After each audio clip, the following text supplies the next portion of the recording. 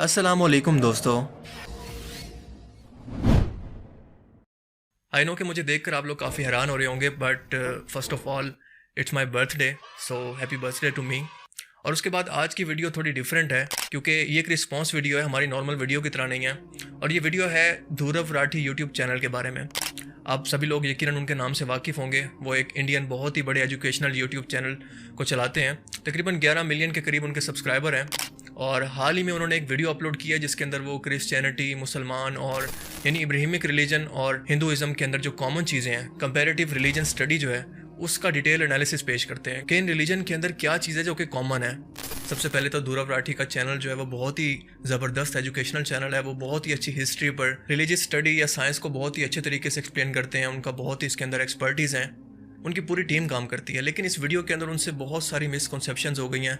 उनकी टीम ने शायद उनको बहुत सारी चीज़ें बताई नहीं हैं, जिसकी वजह से उन्होंने इस वीडियो के अंदर बहुत ही सारी मेजर मिस्टेक की हैं। और मेरा इस वीडियो बनाने का मकसद भी यही है कि ये गलतियाँ इतनी ज़्यादा बड़ी हैं कि आप ये समझ लें कि इस्लामिक बुनियादों को ये हिला कर रख देती हैं। यानी आप ये समझें कि इस वीडियो के अंदर बुत परस्ती को यानी कन्विंस करने की कोशिश की गई है कि किस तरह से ये जायज़ है। अब धुरव राठी भाई क्योंकि हिंदू हैं, हिंदू रिलीजन से बिलोंग करते हैं, मैं उनके रिलीजन के बारे में, थॉट के बारे में कोई क्लियर कुछ नहीं कह सकता। लेकिन बज़ाहिर वो हिंदू हैं तो डेफिनेटली उन्होंने अपना पॉइंट ऑफ व्यू साबित करने की कोशिश की है। लेकिन बहुत सारी मिसकॉन्सेप्शन को उन्होंने शामिल कर लिया जो कि एक्चुअल में इस्लामिक स्टडीज़ का हिस्सा नहीं है, इस्लामी तारीख का हिस्सा नहीं है। उनका ना कुरान से कोई ताल्लुक़ है, ना दीन इस्लाम से कोई ताल्लुक़ है।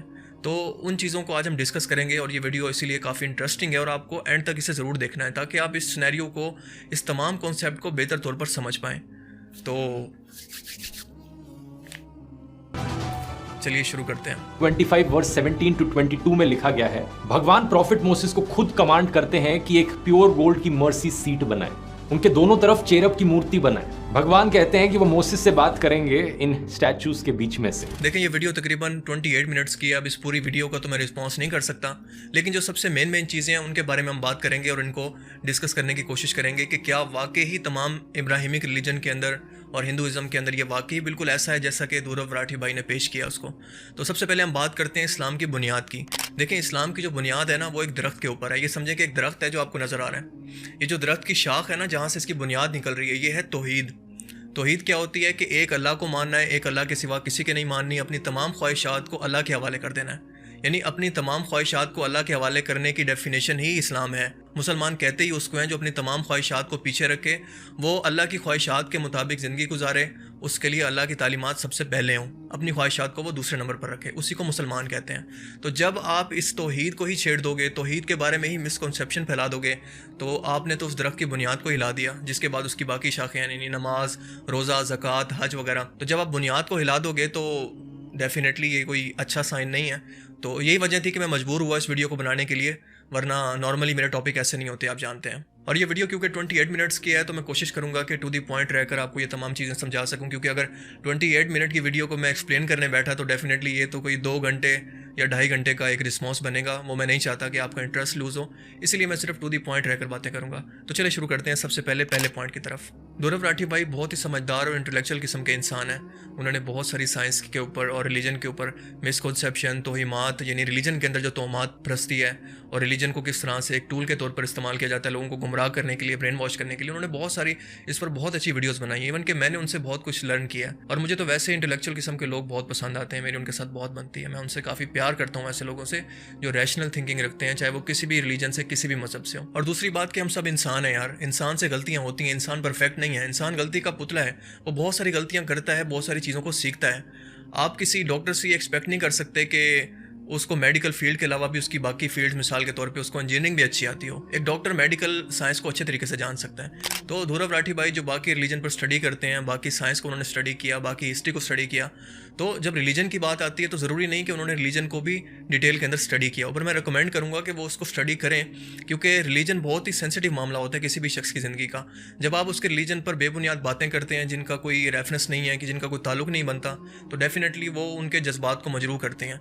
आप वो किसी भी फ़िरके से ताल्लुक़ रखता होगा शख्स, या किसी भी मज़हब से ताल्लुक़ रखता होगा, ये उसके जज्बात को मजरूह करने वाली बात है, उसको बुरा फील होता है। तो इस चीज़ पर आपको काफ़ी केयरफुल रहना चाहिए कि जब भी आप किसी रिलीजन के बारे में बात कर रहे हैं या कंपैरेटिव स्टडीज़ की बात कर रहे हैं, तो आपको काफ़ी मुहतात रहना चाहिए इस मामले में।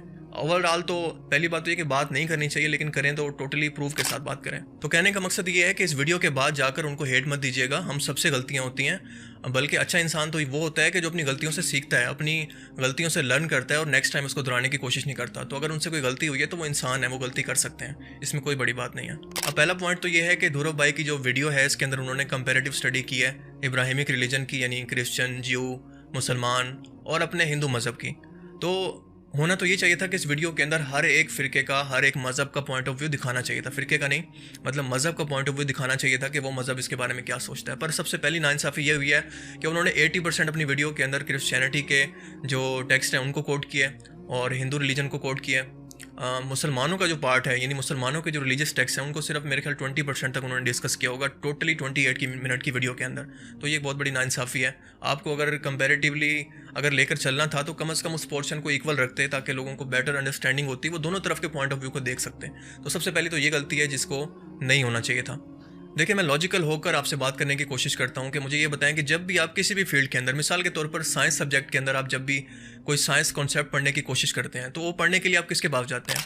आप कोई साइंस बुक उठाते हैं और उसके अंदर वो तमाम लेटेस्ट कॉन्सेप्ट जो एक्सप्लेन हुए हैं उसको पढ़ने की कोशिश करते हैं।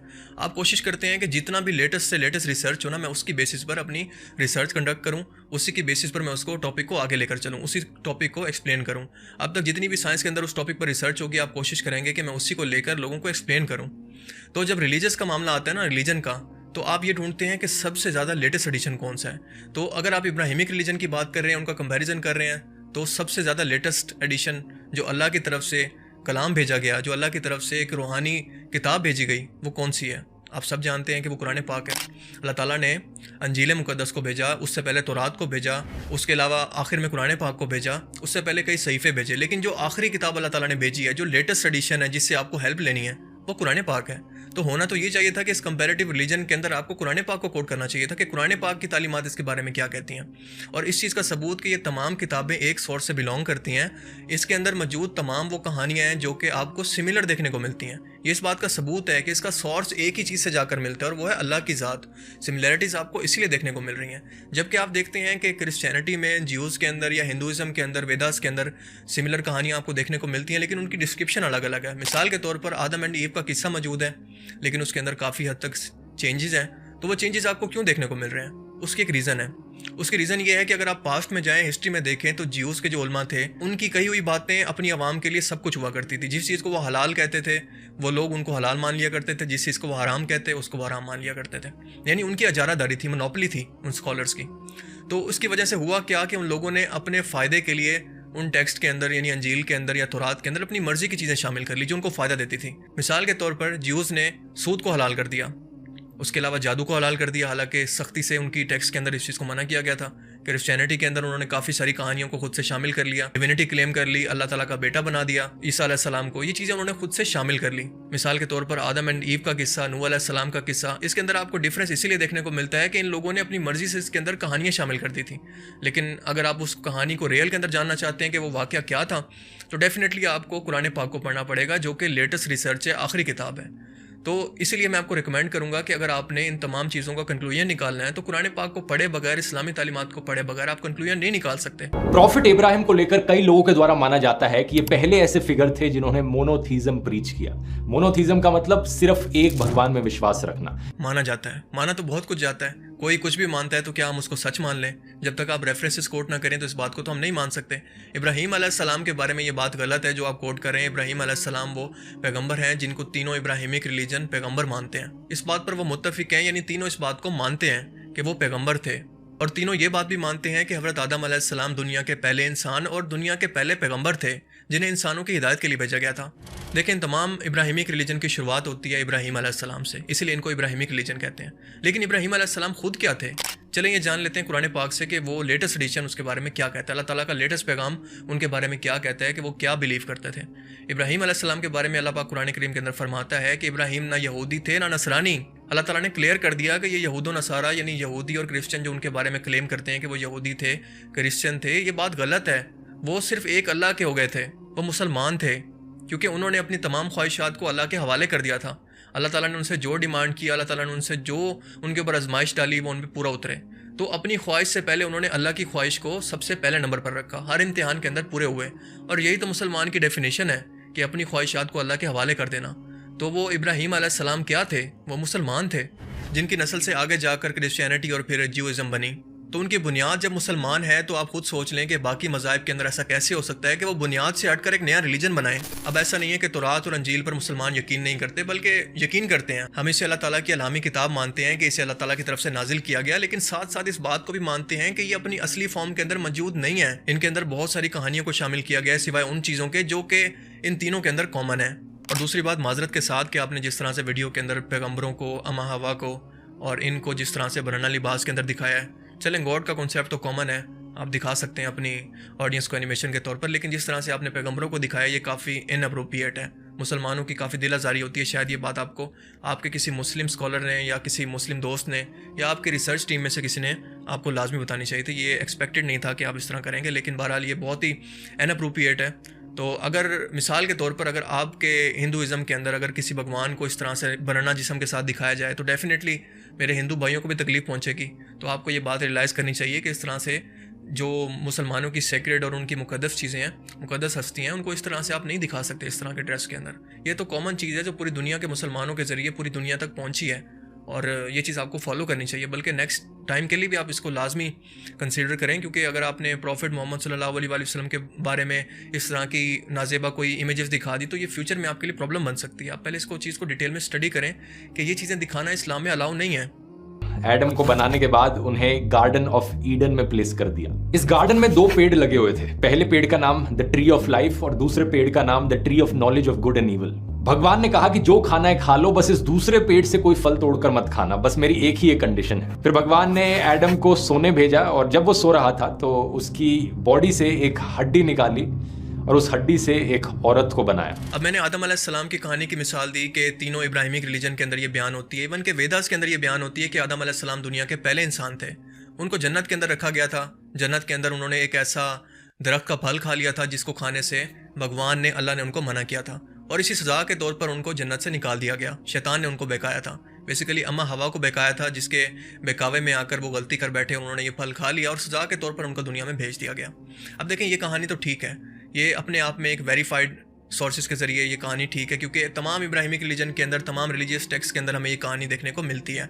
ये मेन इसका जो पॉइंट है वो तो ठीक है, लेकिन इसके बाद क्या हुआ, उसके अंदर मज़ीद जो डिटेल्स क्या आती, डिस्क्रिप्शन क्या आती। मिसाल के तौर पर वो किस दरख्त का फल था, उस फल के अंदर क्या ख़ास चीज़ थी, वो शैतान की शक्ल के अंदर आया था, उन्होंने लिबास क्या पहना था, और जन्नत के अंदर क्या था, जन्नत से किसने निकाला था, किस वजह से निकाला था, कैसे निकाला था, शैतान के साथ क्या हुआ था। ये तमाम चीज़ें आपको क्रिश्चियनिटी के जो बिलीव्स हैं उनके अंदर ये देखने को मिलेंगी, जिनका ओरिजिनल बाइबल से कोई ताल्लुक़ नहीं है। इसी तरह से तौरात के अंदर इसराइली रिवायत इतनी ज़्यादा मन घड़त मौजूद हैं कि आप सर पकड़ कर बैठ जाएंगे कि अंबिया के बारे में ये तक लिखा हुआ है कि उन्होंने अपनी बेटियों से नाउज़ुबिल्लाह ज़िना किया था। इसके अलावा दाऊद अलैहिस्सलाम के बारे में बहुत सारी गलत बातें मशहूर हैं कि उनकी नज़र अपनी एक सहाबी की बीवी पर पड़ गई थी तो उन्होंने उसको जंग के अंदर आगे बेच कर उसको कत्ल करवा दिया, और या उस सहाबी का नाम बयान होता है। तो ये एक अंबिया की शान के खिलाफ है, ये अंबिया के करैक्टर के खिलाफ है। इस तरह की बातें आप इमेजिन करें कि ये बातें अल्लाह ताला कुरान करीम के अंदर बयान कर सकता है कि उसके पैगम्बरों का करैक्टर ये हो। हम अपनी कहानी में आगे बढ़े तो कई हजारों सालों बाद इंसानों की पॉपुलेशन बढ़ती है धरती पर और भगवान देखने लगते हैं इंसानों को, और भगवान को देखकर लगता है कि ये इंसान बड़े ही दुष्ट बन गए। भगवान को रिग्रेट फील होने लगता है, यार क्यों बनाया मैंने इन इंसानों को, ये तो ऐसे निकले। वो डिसाइड करते हैं कि वो पूरी धरती को वाइप आउट कर देंगे। अल्लाह ताला को, भगवान को रिग्रेट महसूस होता है। I mean how is that possible? वो क्रिएटर है, वो क्रिएशन नहीं है। क्रिएटर और क्रिएशन का फ़र्क समझें कि अल्लाह ताला की ज़ात जो है वो टाइम से आज़ाद है। वो वक्त से पहले फ़ैसलों को देख सकता है, वो देख सकता है कि फ्यूचर के अंदर क्या होगा, वो पहले से प्लान करता है और उसका कोई फ़ैसला गलत नहीं हो सकता। क्योंकि हम इंसान, हमारा ये मादी जिस्म, ये हम 3 डायमेंशन के अंदर कैद हैं। हम इस 3 डायमेंशन दुनिया से बाहर नहीं निकल सकते। 4 डायमेंशन टाइम है जो हमारी ज़िंदगी पर असरअंदाज होता है। अल्लाह ताला की ज़ात टाइम से आज़ाद है, टाइम उसके ऊपर अप्लाई नहीं होता। तो इसके बारे में ये सवाल करना कि वो कब से मौजूद है और कब तक मौजूद होगा, ये इनलॉजिकल किस्म के सवाल हैं, क्योंकि टाइम तो खुद उसकी क्रिएशन है और क़यामत के दिन ये ख़त्म हो जाएगा टाइम। इसीलिए तो जन्नती हमेशा जन्नत के अंदर रहेंगे और जहन्नमी हमेशा जहन्नुम के अंदर रहेंगे। तो तब अगर आपकी लॉजिक के मुताबिक चलें तो तब टाइम का कॉन्सेप्ट कहाँ जाएगा? अल्लाह ताला टाइम से पहले चीज़ों को जानता है कि क्या होने वाला है, इसलिए वो कोई गलती नहीं कर सकता।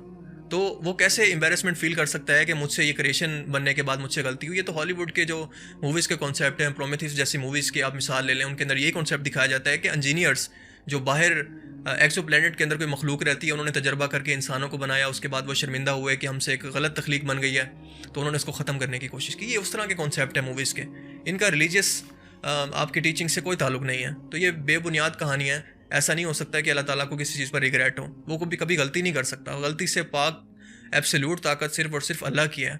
इंसान गलतियाँ कर सकते हैं, और इंसान गलतियाँ करते हैं, इसलिए तो आपने ये गलती की है। तो ये प्री प्लान था, अल्लाह ताला ने सोच रखा था। फरिश्तों को भी यही कहा था कि तुम वो बात नहीं जानते जो मैं जानता हूँ। तो अल्लाह ताला ने पहले से ये सोच रखा था कि उन्होंने दुनिया में इंसान को भेजना है। देखिए, अगर दुनिया में इंसान को अल्लाह ताला ना भेजता, इंसानों को वहाँ पैदा किया था, तो अल्लाह ताला ने जन्नत और जहन्नुम भी तो बनाई है ना। अब इस चीज़ का फैसला कैसे होता कि जो इंसान अल्लाह ने पैदा किए हैं उसको जन्नत में रखना है या जहन्नुम में? वो इसी सूरत में पॉसिबल हो सकता है जब उसको दुनिया में भेजा जाए, उसको टेस्ट में डाला जाए। अगर वो टेस्ट में कामयाब होता है, अल्लाह ताला की मान कर चलता है, तो उसके लिए हमेशा की जन्नत। अगर वो इस टेस्ट में कामयाब नहीं होता तो उसके लिए हमेशा की जहन्नुम। As simple is that. इसीलिए इंसान को दुनिया में आजमाइश के लिए भेजा गया। लेकिन इसी बीच एक अच्छा इंसान होता है, नोआ नाम से। क्रिश्चियंस इन्हें नोआ करके पुकारते हैं और मुस्लिम्स इन्हें नू बुलाते हैं। तो भगवान की आंखों में नोआ एक बहुत अच्छा इंसान था, इसलिए भगवान ने सोची कि मैं बता देता हूं कि मैं क्या करने जा रहा हूं। जैसा कि नूह अलैहिस्सलाम का आपने जिक्र किया कि वो एक अच्छे इंसान थे। वो अच्छे इंसान नहीं थे, वो पैगंबर थे, जिन तक तमाम पैगंबरों तक हज़रत जिब्राइल अलैहिस्सलाम जो कि फरिश्तों के सरदार हैं वही लाया करते थे। तो वो भी नूह अलैहिस्सलाम तक वही लाए थे कि आपकी नाफरमान कौम आप पर ईमान नहीं लाती। देखिए, पैगंबरों और रसूल के अंदर फ़र्क ये होता है कि रसूल जो होते हैं उन पर सहीफ़े नाजिल होते हैं, अल्लाह ताला उन पर कोई अपनी रिलीजियस टेक्स्ट को नाजिल करता है, वो अपनी कौम की हिदायत के लिए आते हैं। तो रसूलों के मामले में ऐसा होता है कि जब कौम उनकी बात नहीं मानती तो उन पर अल्लाह का अजाब आता है। पैगंबरों के केस में ऐसा नहीं होता। पैगंबर सिर्फ पिछले जो रसूल आए होते हैं, जो तालीमात देकर गए होते हैं, उनको आगे लेकर चलते हैं। तो नूह अलैहिस्सलाम जो थे वो रसूल थे, उन पर सहीफ़े नाजिल हुए थे। उन सहीफ़ों की बुनियाद पर उनको बताया गया था कि आपकी कौम ईमान नहीं लाएगी, और इसके बाद इन पर अल्लाह ताला अजाब का वादा ला चुका है। अल्लाह ताला इन पर अजाब देगा, अल्लाह ताला इन पर ज़रूर अजाब को लेकर आएगा। तो उन्होंने अपनी कौम को अलर्ट किया, उन्होंने मजाक उड़ाया। नूह अलैहिस्सलाम ने कश्ती बनाई, और इसका जिक्र आपको तमाम इब्राहिमिक रिलीजन के अंदर मिलेगा। उसके अलावा मज़े की बात यह है कि वेदास के अंदर भी इसका जिक्र मिलता है, थोड़ा सा डिफरेंट केस के अंदर मिलता है। इस पर मेरी एक अलग से वीडियो भी मौजूद है, जो अगर आप चाहें तो आपको आई बटन पर भी इसका लिंक मिल जाएगा। उसका टाइटल ये है कि was Nuh prophet sent to the Indian subcontinent. आप इस पर मजीद डिटेल में जानना चाहते हैं तो सर्च कर सकते हैं। तो नूह अलैहिस्सलाम एक पैगंबर थे जिनको इंसानों की हिदायत के लिए भेजा गया था। जब वो कौम नाफरमान हुई तो अल्लाह ने उन पर अजाब नाजिल किया।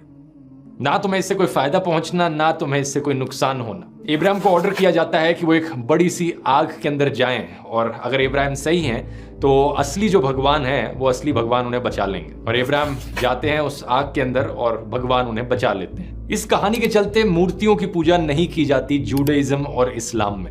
और इसको सुनकर कुछ कंजर्वेटिव मुस्लिम्स, इनफैक्ट कुछ कंजर्वेटिव हिंदूज भी कहते हैं कि क्योंकि हिंदू लोग मूर्तियों की पूजा करते हैं इसलिए मुसलमानों के सामने हिंदूज काफिर हैं। कितनी सच्चाई है इस बात में? अगर आप गहराई से देखो तो हिंदू लोग एक्चुअली में मूर्तियों की पूजा नहीं करते हैं, बल्कि भगवान की पूजा करते हैं मूर्ति के थ्रू। ये वैसा ही हो गया जैसे कि आप अपने फादर को याद करते हो उनकी फोटो देखकर। इब्राहिम अलैहिस्सलाम ने जब ये बुत तोड़े थे तब से इस्लाम के अंदर ये नहीं माना गया था कि बुत परस्ती हराम है, बल्कि बुत परस्ती की शुरुआत तो तब से हो गई थी जब आदम अलैहिस्सलाम के बेटे काबील ने अपने भाई हाबील को कत्ल किया था, और आदम अलैहिस्सलाम ने उन्हें धुतकार दिया था, उन्हें निकाल दिया था। तो वो वहाँ से अलग होकर अपनी एक अलग बस्ती बसा लेते हैं। उस बस्ती के अंदर आकर शैतान उनकी कौम को, उनकी जो अगली नस्ल थी, उनको गुमराह करने की कोशिश करता है। तो बुत परस्ती की शुरुआत तो तब से हो गई थी। उस कौम को, काबील की कौम को शैतान ने बुत परस्ती पर लगा दिया था, शिर्क के अंदर डाल दिया था। यानी अल्लाह ताला के अलावा अल्लाह ताला के साथ एसोसिएट करके बुत परस्ती करना, बुतों की इबादत करना। तो ये तो उस टाइम से चल रहा है। इसका ताल्लुक तो गुमराही के साथ है, जो टाइम टू टाइम ये गुमराही फिर से वापस आती रही। अल्लाह ताला ने हर कौम के अंदर अपने पैगंबर भेजे, रसूल भेजे। उस रसूल की वफात के बाद क्या होता था कि लोग फिर से उसी बुत परस्ती के अंदर पड़ जाते थे। तो इस बुत परस्ती को रोकने के लिए कई पैगंबर भेजे गए, और आखिरी पैगंबर हज़रत मोहम्मद सल्लल्लाहु अलैहि वसल्लम को भेजा गया। उस वक्त काबे के अंदर भी बुत रखे हुए थे। तो ये तो एक एक सिलसिला चलता हुआ आ रहा है। ये कोई ऐसी बात नहीं है कि रसूलुल्लाह के दौर के अंदर ये बुत मौजूद थे। ये तो बहुत पहले से, यानी जितनी भी आप आदम अलैहिस्सलाम तक पीछे जाएं तो ये सारी चीज़ें आपको नजर आएंगी कि एक सिलसिले से चलता हुआ आ रहा है। ये लोग शिर्क करते थे। शिर्क का मतलब ये है कि ये मानते तो थे कि अल्लाह की ज़ात मौजूद है, एक अल्लाह को मानते थे, लेकिन उसके साथ साथ ये क्लेम करते थे कि ये छोटे छोटे जो बुत हमने अपने हाथों से बनाए हैं ये अल्लाह के भगवान के नुमाइंदे हैं, ये हमें बहुत जल्दी अल्लाह तक पहुँचा देंगे, हमारी दुआओं को अल्लाह तक बहुत जल्दी पहुँचा देंगे, भगवान तक पहुँचा देंगे। तो इस तरह से जब आहिस्ता आहिस्ता वो इससे अकीदे एसोसिएट करते थे, तो 1 से लेकर 2, 2 से लेकर 3, तो अब आप देख लें कि हिंदुज़म के अंदर भी कोई 33 मिलियन के करीब तो खुदा बन चुके हैं। इसी तरह से नए नए खुदा बनते गए, और इंसान इतना गुमराह हो गया इनके पीछे, अपने अकीदे उसने इससे इतने एसोसिएट कर लिए कि वो इन्हीं को खुदा मानकर इसके आगे सजदा करने लग गया। फिर उसने ये कॉन्सेप्ट ही ज़हन से निकाल दिया कि ये हमें अल्लाह से जोड़ते हैं, बल्कि वो उन्हीं को अल्लाह मानकर, उन्हीं को भगवान मानकर उनके आगे सजदा करना शुरू हो गया। तो ये जो गुमराही होती है, ये जो शिरक होता है, ये आहिस्ता आहिस्ता इसकी खासियत है कि ये बढ़ते बढ़ते बढ़ते बढ़ते इंसान को गुमराह कर देता है। अब जहाँ तक मुशरिकीन मक्का की बात है, जो रसूलुल्लाह सल्लल्लाहु अलैहि वसल्लम के दौर में मौजूद थे, तो वो भी यही करते थे। उन्होंने फरिश्तों को और काफ़ी सारे उन्होंने बुत बना रखे थे, और वो कहते थे कि हम फरिश्तों को अल्लाह की बेटियां मानते हैं। वो कहते थे कि हम अल्लाह को मानते हैं, सब काम अल्लाह करते हैं, सब कुछ हमारे जो यानी मेन जो हमारा जिसके आगे हम झुकते हैं वो अल्लाह की ज़ात ही है। लेकिन उसके साथ साथ वो ये कहते थे कि ये अल्लाह के नुमाइंदे हैं। इसी चीज़ को शिरक कहते हैं कि अल्लाह के साथ किसी चीज़ को एसोसिएट नहीं कर सकते आप, यही शिरक होता है। काफिर उसको कहते हैं जो अल्लाह पर बिलीव ही नहीं करता, और मुशरिक उसको कहते हैं जो अल्लाह की ज़ात के साथ शिरक करता है। वो शिरक आपको आज के टाइम के अंदर भी नज़र आएगा, यानी कोई कब्र को जाकर उसको एसोसिएट कर रहा है अल्लाह ताला की ज़ात के साथ, वो भी शिरक कर रहा है। कोई पत्थरों के आगे सजदा कर रहा है किसी से, मतलब किसी अंगूठी के साथ या किसी पत्थर के साथ या किसी बुत के सामने वो उसको एसोसिएट कर रहा है भगवान के साथ, अल्लाह के साथ, तो वो भी शिरक कर रहा है, क्योंकि वो अल्लाह की ज़ात के साथ उस चीज़ को एसोसिएट कर रहा है कि ये मेरी मदद करेगी। तो आहिस्ता आहिस्ता ये अकीदा अल्लाह ताला की ज़ात से, भगवान से हट कर आहिस्ता आहिस्ता उसके अपने बिलीव में चला जाता है कि यही मेरी मुश्किल कुशा है, यही मेरी मुश्किलें आसान कर सकती है। इसको शिरक कहते हैं। If you read Upanishad, the most superior, it's mentioned in Chandogya Upanishad, chapter number 6, section number 2, verse number 1. Ikkam evidityam. God is only one without a second. It's a Sanskrit quotation, brother. Ikkam evidityam. God is only one without a second. It's mentioned in the Svetasatar Upanishad, chapter number 6, verse number 9. Nakasya kasij, janitana chadipa. Of that God, there is no superior. There are no parents.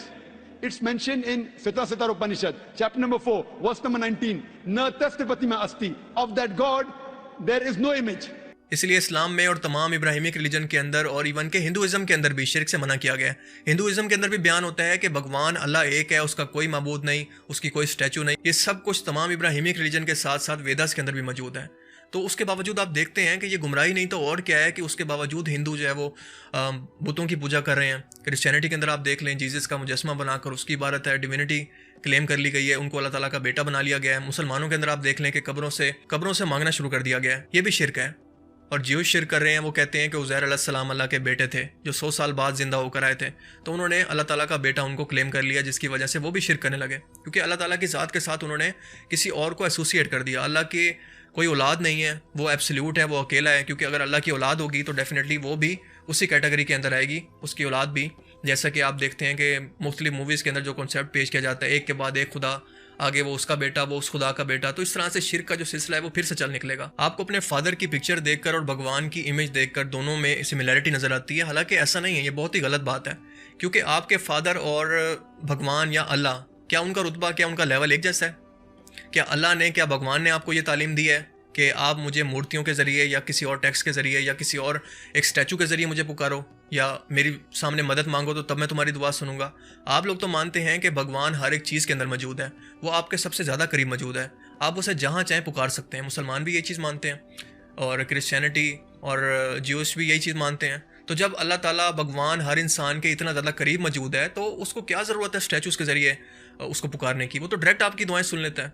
इसी चीज़ पर मुझे एक पीके movie का scene याद आ गया जो बड़ा iconic scene था, और इसी चीज़ के अंदर उसको बड़ा ज़बरदस्त तरीके से एक्सप्लेन किया गया। आप भी ज़रा देखें कि इस बारे में कितना ज़बरदस्त तरीके से इस कॉन्सेप्ट को क्लियर किया जा रहा है।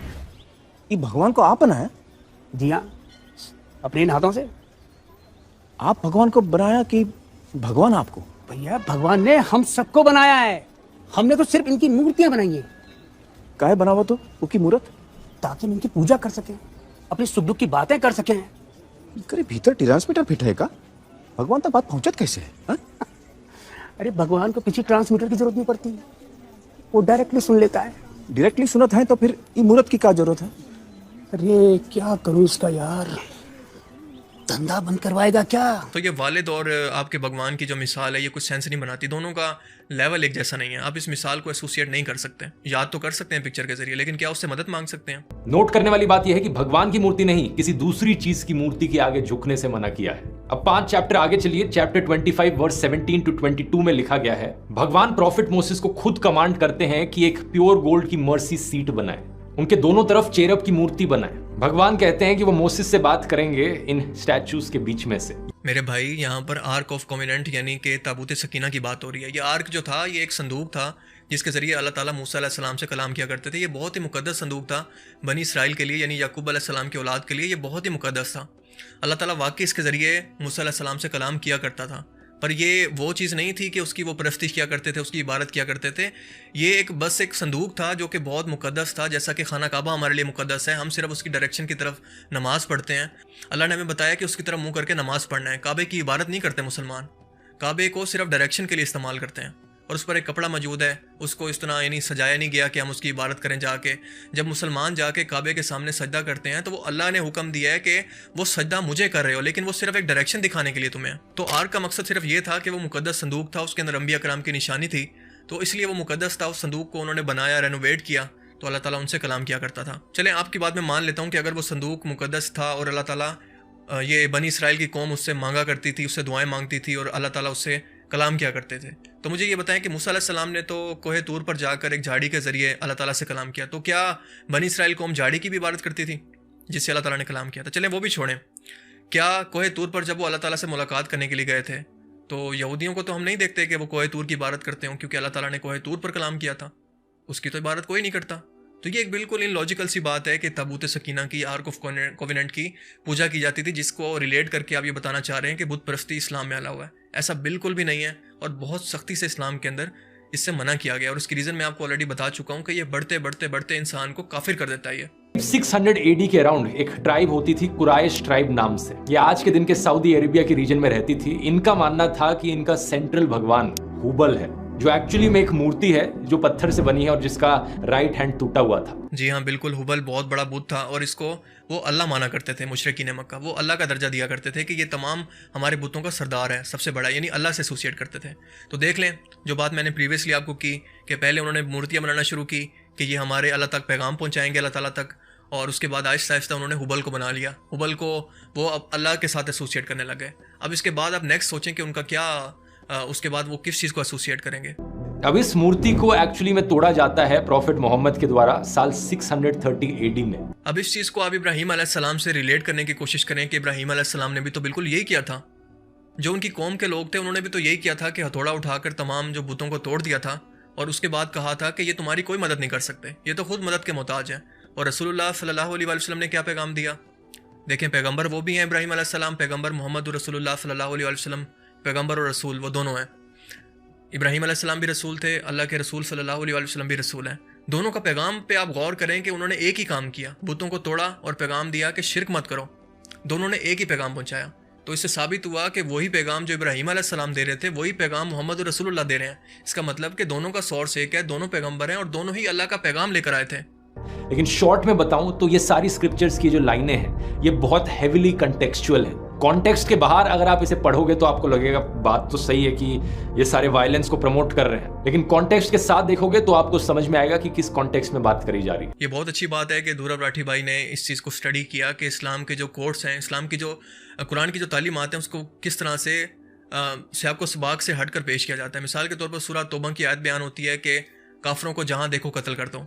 अब ये इतनी बड़ी आयत है कि इसको मिसाल बनाकर कुरान करीम के ख़िलाफ़ जाने के लिए हिंदू और मुसलमान काफ़ी इनके दरमियान झगड़ते रहते हैं, और ख़ास तौर पर गैर मुस्लिम इसको रेफरेंस के तौर पर पेश करते हैं कि इस्लाम एक्सट्रीमिस्ट दीन है, ये दहशतगर्दी को प्रमोट करता है क्योंकि इसके अंदर लिखा हुआ है कि काफरों को कत्ल कर दो। लेकिन ये चीज़ क्या सियाको सबाक से हट कर है। ये आयत तब नाजिल हुई थी जब मुसलमानों ने कुफार के साथ जंग इसलिए की थी कि कुफार ने अल्लाह के रसूल के साथ किया वो वादा तोड़ दिया था और उनके ऊपर हमला करने वाले थे। तो जो काफिर मुसलमानों पर हमला करने वाले थे तो क्या उनका फ़र्ज़ नहीं था कि वो अपने घरों को बचाएं, अपनी फैमिलीज़ को बचाएं, अपने डिफेंस के लिए पहले उन पर हमला करें? तो अल्लाह ने हुक्म दिया था, मैदान जंग के अंदर ये आयत नाजिल हुई थी कि मुसलमानों, जिन काफिरों ने तुम्हें घरों से निकाला, जिन्होंने तुम्हें कत्ल करने का प्लान बनाया, जिन्होंने तुमसे वादे को तोड़ा, तुम उनके खिलाफ कताल करो, उनको कत्ल करो। ये जिहाद है। अगर सेल्फ डिफेंस करना ही गुनाह है तो ठीक है, फिर दुनिया में जो जुल्म हो रहे हैं आप तो उनको जस्टिफाई कर रहे हैं कि ठीक है, जो ताकतवर है वो किसी पे भी जुल्म कर सकता है। कहानी में आगे चले तो भगवान प्रॉमिस करते हैं सारा को एक बेटा देंगे, और फिर जन्म होता है आइजैक का। इस समय जो इश्माइल बच्चा था उसका एटीट्यूड सही नहीं था, तो सारा इब्राहिम को कहती हैं कि इसे दूर भेज दिया जाए। इब्राहिम हेजिटेट करते हैं कि भेजना चाहिए दूर या नहीं भेजना चाहिए अपने बेटे को, लेकिन भगवान से पूछते हैं तो भगवान कहते हैं कि दूर भेज दो। इस्माइल अलैहिस्सलाम का एटीट्यूड ठीक नहीं था। अब ये बातें जानबूझकर ना बाइबल के अंदर और जियोज़म के अंदर ना ये चीज़ें दाखिल की गई हैं। किस लिए? उसके पीछे एक लॉजिक है, उसके पीछे एक रीज़न है, ताकि इसहाक अलैहिस्सलाम के लेवल को ऊंचा किया जा सके, उनको बढ़ाया जा सके, उनकी इज़्ज़त को, इस्माइल अलैहिस्सलाम की इज़्ज़त को नीचे किया जा सके, उन्हें डिग्रेड किया जा सके। क्यों? क्योंकि क्रिश्चियनिटी और जियोज़म जो है वो बिलीव करते हैं कि मोहम्मद सल्लल्लाहु अलैहि वसल्लम इस्माइल अलैहिस्सलाम के डिसेंडेंट हैं, यानी उनकी नस्ल से हैं, तो वो प्रॉफिट नहीं हो सकते नाउज़ुबिल्लाह। तो वो मानते हैं कि जो प्रॉफिट का सिलसिला है वो चला था इब्राहीम अलैहिस्सलाम से, इब्राहीम अलैहिस्सलाम से उनके बेटे याकूब अलैहिस्सलाम, याकूब अलैहिस्सलाम से उनके बेटे इसहाक अलैहिस्सलाम जो हज़रत सारा के बेटे थे। हज़रत इसहाक से आगे नस्ल चली तो उनके बेटे आगे चले, बढ़ते बढ़ते यहूदा से आगे उनकी नस्ल बढ़ी यहूदी, और उसके बाद उनके आगे बेटे यानी लावी से आगे नस्ल चली, उनसे मूसा अलैहिस्सलाम, और उसी के बाद ईसा अलैहिस्सलाम तशरीफ़ लाए। यानी ईसा अलैहिस्सलाम तक जो तमाम सिलसिला अंबिया का चलता है ना, वो चलता है इसहाक अलैहिस्सलाम से, जबकि मोहम्मद रसूलुल्लाह सल्लल्लाहु अलैहि वसल्लम इस तमाम सिलसिले को छोड़ के, यानी मोहम्मद रसूलुल्लाह सल्लल्लाहु अलैहि वसल्लम इस्माइल अलैहिस्सलाम से लेकर आखिरी सिलसिले तक, आखिरी पैगम्बर सिर्फ एक ही आए थे इस्माइल अलैहिस्सलाम के सिलसिले में, वो सिर्फ मोहम्मद रसूलुल्लाह थे। तो वो यहूदी और क्रिश्चियन इस बात को नहीं मानते, इसीलिए उनके लेवल को नीचे करना चाहते हैं, जबकि ये बात बिल्कुल गलत है। इवन कि वो तो ये भी कहते हैं कि जो कुर्बानी पेश की गई थी वो इसहाक अलैहिस्सलाम कुर्बानी के लिए साथ गए थे, इस्माइल अलैहिस्सलाम नहीं गए थे। इस बात पर भी वो इख्तलाफ करते हैं, और इसकी रीज़न यही है जो मैंने आपको बताई है, ताकि अपने पॉइंट ऑफ व्यू को वो सच साबित कर सकें। So at the end of this video मैं आपसे कहना चाहूँगा कि no hate for Dhruv Rathee भाई, वो बहुत ही अच्छे इंसान है, बहुत ही अच्छी रिसर्च करते हैं, एंड आई होप कि मेरी इस वीडियो से वो अपनी करेक्शन करेंगे और काफ़ी अपनी गलतियों को दुरुस्त करेंगे, और नेक्स्ट टाइम जब भी वो इस टॉपिक पर कोई बात करेंगे तो किसी आलिम दीन को लाजमी कंसल्ट करेंगे, क्योंकि ये एक सेंसिटिव मामला है। मैंने पहले एक्सप्लेन किया कि दीन बहुत ही सेंसिटिव मामला होता है। मुझे भी इस तरह के बहुत मैसेज आते हैं कि फ़लाँ कम्युनिटी की फ़लाँ चीज़ पर बात करो, हिंदुज़म की फ़लाँ फेस्टिवल पर बात करो, फ़लाँ चीज़ों पर बात करो, पर मैं ऐसी चीज़ों को एक्सप्लेन नहीं करता, क्योंकि इससे लोगों के दरमियान जब आप डिफ्रेंशिएट करना शुरू करते हैं ना, कंपैरिजन शुरू करते हैं, तो कंपैरिजन क्रिएट डिवीजन, कंपैरिजन लोगों को जोड़ता नहीं है। कुरान पाक हमें सिखाता है कि आओ उस बात की तरफ जो तुम्हारे और हमारे दरमियान कॉमन है, यानी जब भी तबलीग करने लगो, जब भी बात करने लगो लोगों के दरमियान, यानी गैर मुस्लिमों के दरमियान, तो उन चीज़ों पर मुत्तफिक हो जाओ जो आपके और उनके दरमियान इकट्ठी हैं, एक जैसी हैं। तो जब आप एक कॉमन चीज़ों पर बात करते हैं तो ये यूनिटी क्रिएट करती है, लोगों को आपस में जोड़ती है। कितना ज़बरदस्त कुरान पाक ने ये फार्मूला बयान किया। तो जब आप सिमिलैरिटीज़ बयान करेंगे तो लोग आपस में जुड़ेंगे, आपस में अपनायत महसूस करेंगे, आपस में मोहब्बत महसूस करेंगे, उनकी आपस में नफरतें ख़त्म होंगी। सो मुझे उम्मीद है कि इस वीडियो से आपको बहुत कुछ नया जानने को मिला होगा और ये वीडियो आपको यकीनन पसंद आया होगा। अगर आप मज़ीद इस तरह की वीडियोज़ देखना चाहते हैं तो मुझे कमेंट सेक्शन के अंदर बता सकते हैं। अगर आप मुझे मैसेज करना चाहते हैं, कोई टॉपिक सजेस्ट करना चाहते हैं, या मुझे इंस्टाग्राम पर फॉलो करना चाहते हैं, तो उसका लिंक आपको नीचे डिस्क्रिप्शन में मिल जाएगा। I will see you in the next video. Take care yourself. अल्लाह हाफिज़।